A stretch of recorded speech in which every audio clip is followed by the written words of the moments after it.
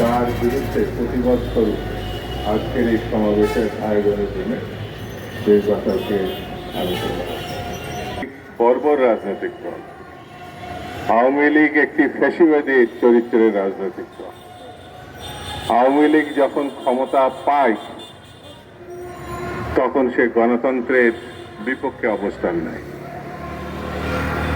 আওয়ামী লীগ মুখে যা বলে কার্যত তা করে না, যা করে তার বিপরীত কথা সে বলে।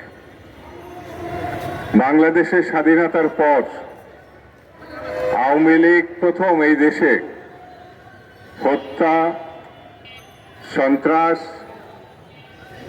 অপহরণ, গুম এই রাজনীতিটা তারা চালু করেছে। তারা রক্ষী বাহিনী বানিয়েছে।